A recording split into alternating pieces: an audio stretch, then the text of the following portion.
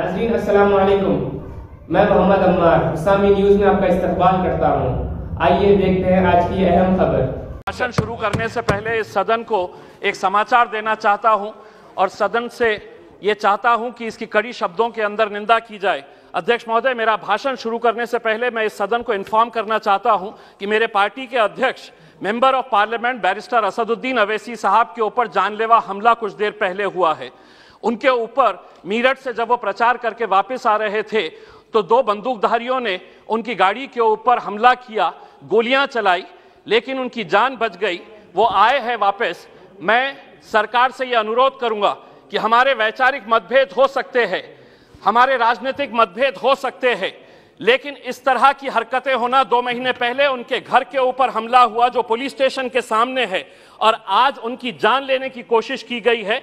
मैं चाहूंगा कि इस सदन के अंदर जितने भी हम राजनीतिक पार्टी के लोग हैं, ये मेरा या तेरा या तुम्हारा हमारा मामला नहीं है, हम सब से जुड़ा हुआ मामला है। इसीलिए जो भी दोषी है उनके ऊपर सख्त से सख्त कार्रवाई होनी चाहिए, ये मैं सूचना देना चाह रहा था। अध्यक्ष महोदय, भाषण का टाइम अब शुरू करें तो मेहरबानी होगी। अध्यक्ष महोदय, महामहिम राष्ट्रपति जी का भाषण सुनने के बाद ऐसा लग रहा था कि इस देश के अंदर सब कुछ बहुत कुशल मंगल है, सब कुछ बहुत अच्छा चल रहा है। सपनों का देश कैसा होगा, ये राष्ट्रपति जी के भाषण को सुनकर ऐसा लग रहा था, लेकिन हकीकत क्या है मैं अध्यक्ष जी मैं आपको बताना चाहता हूं और शुरुआत करता हूं उन गरीबों से जिनके आंखों के अंदर आपने 6 साल पहले एक सपना दिखाया था।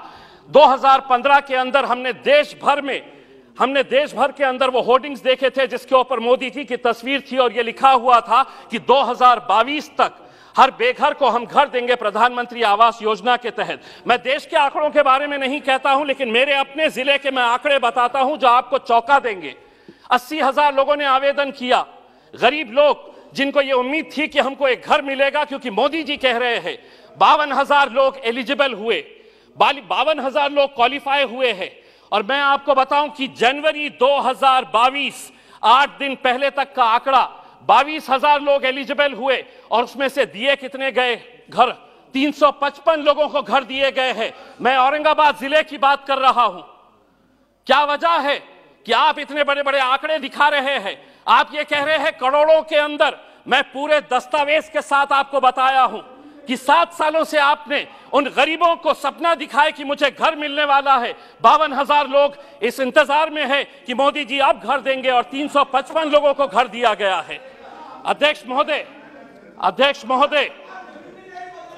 महोदय, हम बहुत सारे सांसदों ने किसानों के बारे में बात कही है। बहुत सारे भारतीय जनता पार्टी के जो महाराष्ट्र से आने वाले सांसद हैं, उन्होंने किसानों के बारे में बात की और बताया कि सरकार किसानों के ताल्लुक से क्या अच्छे कदम उठा रही है। मैं उस सरकार से पूछना चाहता हूं कि मेरे अकेले महाराष्ट्र राज्य के अंदर जनवरी 2021 से लेकर नवंबर 2021 तक 11 महीनों के अंदर 2498 किसानों ने आत्महत्या की है। क्या वजह है इन किसानों की? अगर आप इतना उनके बारे में कह रहे हैं कि हम किसानों के लिए ये किए हैं, तो ये 2,500 किसान क्यों आत्महत्या कर रहा है? अध्यक्ष महोदय, ये small micro financing companies, private companies, banks loan नहीं दे रही, किसान उन प्राइवेट कंपनीज के पास जा रहा है जिसका इंटरेस्ट रेट इतना ज्यादा हो जाता है, किसान की फसल बर्बाद हो जाती है, पैसा नहीं, और जब वो वसूल करने के लिए किसान के पास जाता है तब उसको ये पता चलता है कि मेरे पास तो कुछ नहीं, तो वो आत्महत्या कर लेता है। आज देश भर के अंदर डुप्लीकेट फर्टिलाइजर्स, पेस्टिसाइड्स का एक धड़ल्ले से कारोबार चल रहा है, उसके ऊपर रोक लगाने की जरूरत है। सुनिए आप, मैं हकीकत बता रहा हूं, आपको आईना दिखा रहा हूं। अध्यक्ष महोदय, कड़वा सच सुनने की आदत डालिए। हकीकत का आईना दिखा रहा हूं और आंकड़ों के साथ दिखा रहा हूं। मैं बेरोजगारी के बारे में आपने कहा कि 60 लाख लोगों को आप रोजगार देंगे। अध्यक्ष महोदय, जो इस देश की centre for monitoring Indian economy है, उसने कहा है कि इस देश के अंदर अभी दिसंबर का आंकड़ा उसने बताया है कि 53 मिलियन लोग बेरोजगार है। यहां पर आप 60 लाख कहां से देंगे? आप लोग 60 लाख बताइएगा किस कंपनी के अंदर देने वाले? अध्यक्ष महोदय, 2 मिनट का वक्त तो आपको देना। अध्यक्ष महोदय, आज मैं अगर भारतीय जनता पार्टी के बारे में कहा तो महाराष्ट्र की महाविकास आघाड़ी की भी पोल खोलने वाला हूं। हमारी संस्कृति को किस तरह से बर्बाद किया जा रहा है।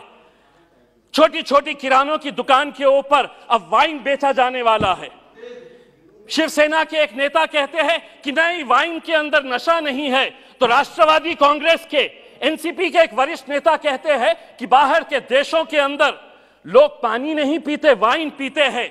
बाहर के देशों के अंदर और हमारे राज्य के अंदर फर्क यह है कि हमारे राज्य में छत्रपति शिवाजी महाराज ने जन्म लिया था। हमारा राज्य जो है वो फुले शाहू अंबेडकर की पैदावार है।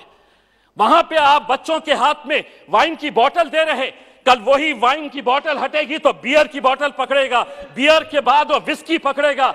चंद पैसे कमाने के लिए अगर महाराष्ट्र सरकार ये कर रही है तो राष्ट्रपति और केंद्र सरकार ने उन्हें बताना चाहिए कि आप ये संस्कृति को इस तरह से। अध्यक्ष महोदय, एक मिनट के लिए। अध्यक्ष महोदय, रेलवे के ताल्लुक से भी हम आपको कहना चाहते हैं कि रेलवे के बजट के अंदर हर वक्त मराठवाड़ा के साथ जो एक पिछड़ा इलाका है, क्यों ये नाइंसाफी की जाती है। हर वक्त अधिकारी ये कहते हैं कि नहीं, इस क्षेत्र के अंदर आरओआर क्या मिलेगा, रेट ऑफ रिटर्न क्या मिलेगा। अगर इसी तरह पिछड़े इलाकों को देखने का नजरिया अधिकारियों का रहेगा तो रेलवे तो आगे निकल जा रही, हम बहुत पीछे रह जा रहे हैं। 70 सालों से हम इंतजार कर रहे हैं। बहुत बहुत धन्यवाद। आखिरी 30 सेकंड में अध्यक्ष महोदय, आपने अध्यक्ष महोदय, राष्ट्रपति जी ने अपने भाषण के अंदर इस सदी के सबसे महान शख्स डॉक्टर भीमराव अंबेडकर जी को कोट किया है और उन्होंने बताया है कि हमारी सरकार का मोटो है कि जो बाबा साहब अंबेडकर ने बताया था कि हमारी सरकार किन मूल्यों के ऊपर चलती है, तो लिबर्टी, इक्वालिटी और फ्रैटर्निटी, इन मुद्दों के ऊपर दूर दूर तक आपका इन शब्दों से कोई लेना देना नहीं है। अगर रहता तो यकीन मानिए कर्नाटक की उन बच्चियों को आप बाहर नहीं निकालते जो अपने सर के ऊपर हिजाब लगाकर 10 सेकंड अपने सर के ऊपर अपना चेहरा हिजाब से। मैं ये पूछना चाहूंगा, हमारी ये जो राजस्थान की बहनें बैठती है वो भी उनके सर को ढकती है, इसका मतलब ये नहीं है कि वो कोई जुर्म कर रही है। मेरे हिसाब से हम सरकार से यही अनुरोध करेंगे, इस देश की फ्रेटर्निटी, इक्वालिटी, ब्रदरहुड और भाईचारे को जिंदा रखिए साहब। धन्यवाद।